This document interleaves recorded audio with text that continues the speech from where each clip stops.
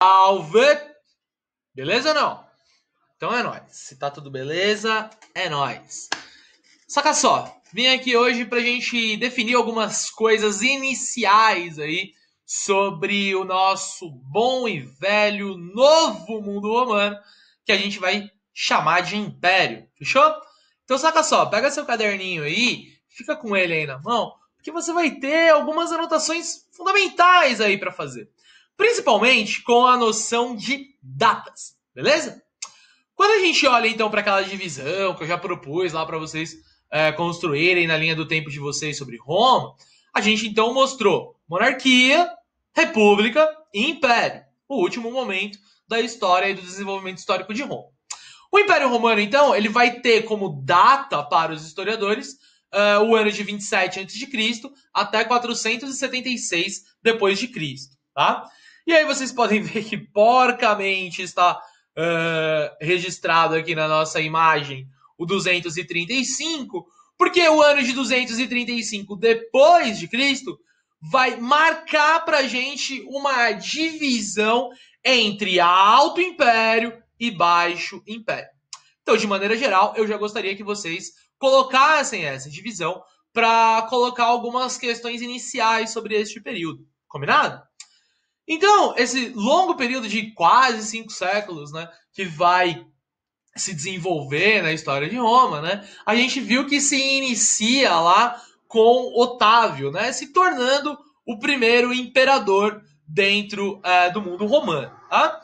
Agora, esse império, né, que começa a ser construído a partir, né, do governo de Otávio, ele vai ser chamado de império. Obviamente que não é a mesma ideia de império que a gente tem para experiências como, por exemplo, o Império do Brasil, né, o primeiro e segundo império, de Dom Pedro I e Dom Pedro II.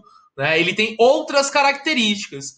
Mas a gente precisa anotar, então, quais são as séries de mudanças que vão ocorrer dentro deste período que a gente pode olhar, analisar e perceber.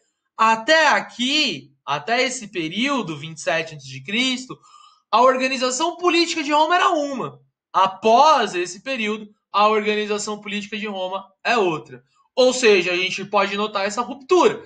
E então, os historiadores decidiram nomear este período anterior de república e o período posterior de império. Vamos entender por quê e o que muda? Vamos lá então.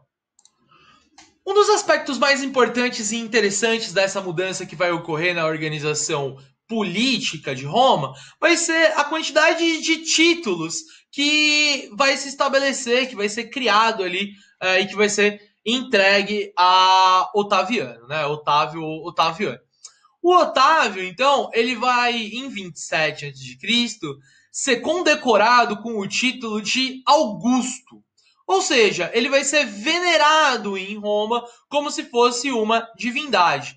E este é um marco simbólico extremamente importante para todo o poder que o Otávio vai ter em suas mãos. Então, a partir de 27 a.C., ele já vai ser chamado pela população romana de Augusto, que é um título, que significa venerável, que significa então que ele foi alçado ao patamar de uma divindade. Vamos relembrar, a religião romana é uma religião politeísta, ou seja, o fato de um imperador, né, de um chefe político ser elevado ao patamar de uma divindade era então uma questão comum, né, dentro dessa organização política, certo? Só que se esse título de venerado, né, esse título de Augusto é importante no plano simbólico, outros títulos vão ser mais importantes ainda, porque vão constituir na prática a forma como este primeiro imperador romano vai conseguir reunir todo o poder na sua mão. O Otávio, ele vai começar a ter todo, né, no seu poder, nas suas mãos, o controle do exército. E esse controle do exército, então, vai ser justamente nomeado com o título de imperador. Ao mesmo tempo, o Otávio também vai se consolidar como o líder do Senado. Portanto, a gente pode afirmar que o primeiro imperador romano, Otávio Augusto, vai ter esses 3 títulos. Vai liderar o Senado, vai liderar o exército, por isso vai ser chamado de imperador, e também vai ser considerado Augusto, ou seja, venerado. Uma vez que ele reúne todos esses títulos nas suas mãos, significa que todo o poder está nas mãos deste cidadão. E se todo o poder está nas mãos desse cidadão, a gente então entende por que o Senado passa para uma posição menos destacada. E aqui está o central na sua compreensão da mudança no regime político da República para o Império. O que mudou na prática? O Senado perdeu a sua importância. E no momento em que o Senado perdeu a sua importância, as relações que vão ser constituídas entre quem manda e os demais membros da organização política vai ser uma relação de troca, de toma lá da cá, uma relação de clientelismo, tá certo? Então essas são as principais características das mudanças políticas que vão ocorrer da República para o Império Romano. A gente pode resumir que no Império há toda uma organização que vai dar força e todo o comando deste mundo político nas mãos do imperador. E as pessoas que estavam no Senado, ou seja, os membros da política romana, eles vão se manter ali graças a uma relação de troca com o imperador. O imperador é o todo-poderoso. E o que ele vai dar em troca? Ele vai garantir que essas pessoas continuem e permaneçam no Senado. Em troca, essas pessoas que estão no Senado vão deixar o imperador ali governando e comandando tudo.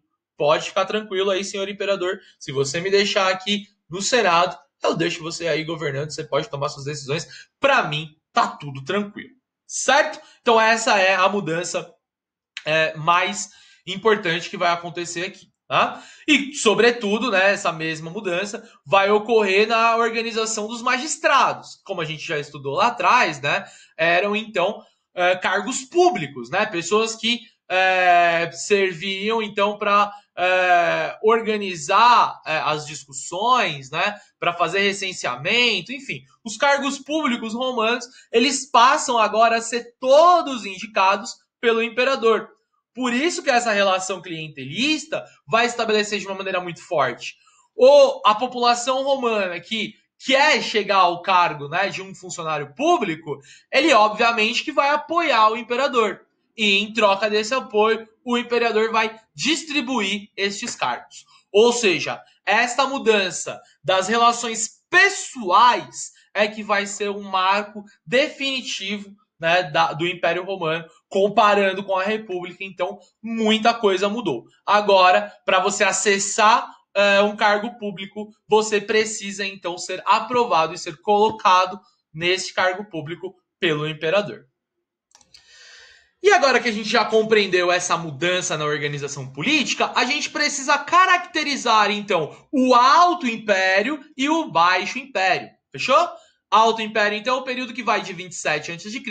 até 235 depois de Cristo.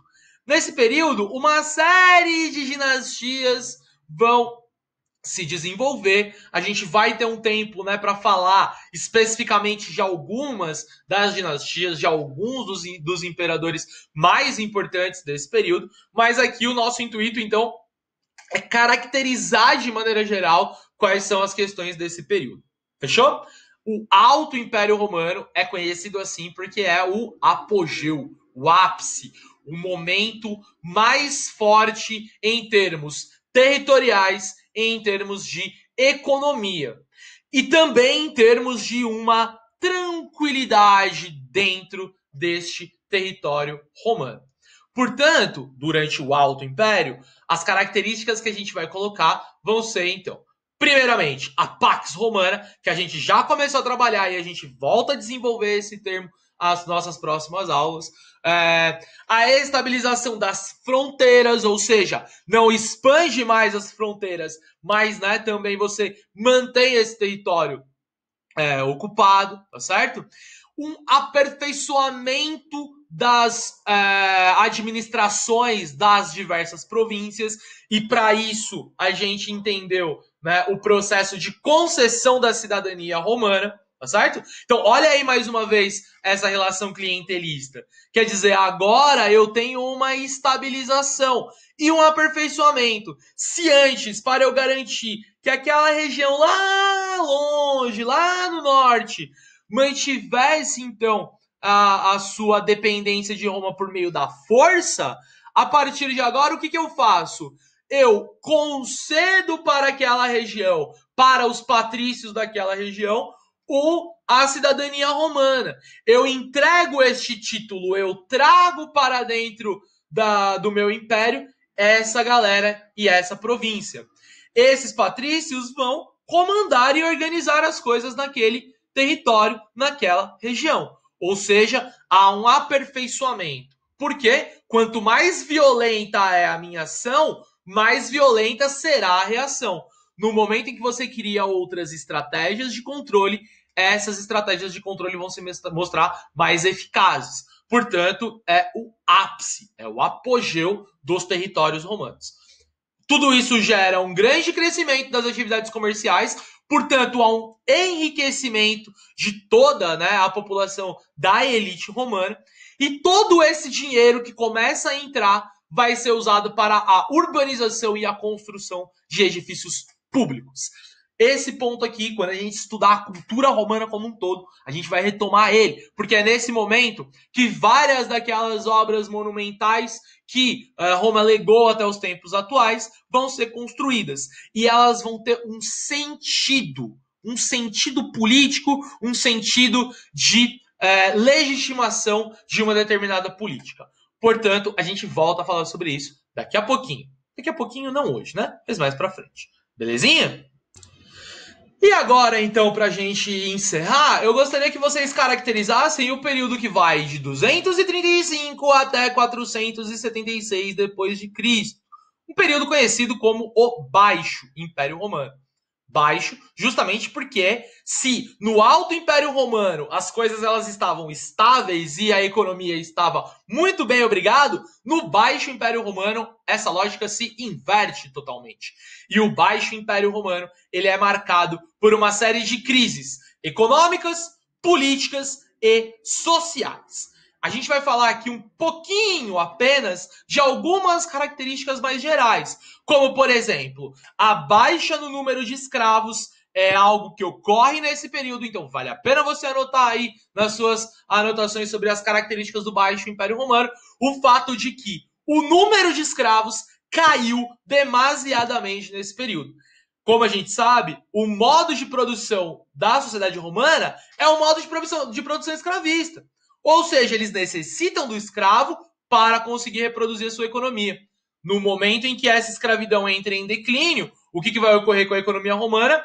Sim, também entrou em declínio.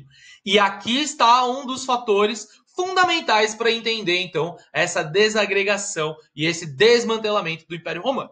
Mas, no primeiro momento, eu só quero que vocês, então, compreendam o porquê que a escravidão entrou em crise.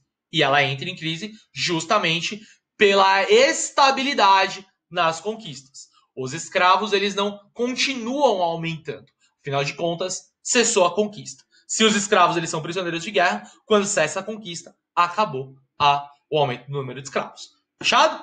Um outro ponto fundamental aqui, né, é que se a economia tende a cair, o que tende a acontecer é uma crise generalizada dentro da sociedade romana. As ofertas de emprego, elas vão diminuindo. A forma de você ganhar dinheiro começa a diminuir. E as cidades, elas começam a se esvaziar. Portanto, é um período que também tem como característica o processo de saída da cidade e ida para as zonas mais rurais. Ou seja, no Baixo Império Romano, uma das características é a ruralização desta sociedade. E, por fim, uma outra questão que vai ser característica deste momento é a necessidade de você voltar a militarizar e a ocupar as fronteiras com o seu exército. Pô, bro, pera lá. Você tá deixando tudo muito confuso agora. Você acabou de falar que eles negociaram essa manutenção das fronteiras e dessas províncias, que eles concederam os títulos de cidadão romano para essa galera que tava lá longe, né? E começou a entregar para alguns patrícios esses títulos, né, de administradores da província. Então tava todo mundo feliz. Pera lá, tá todo mundo feliz mesmo?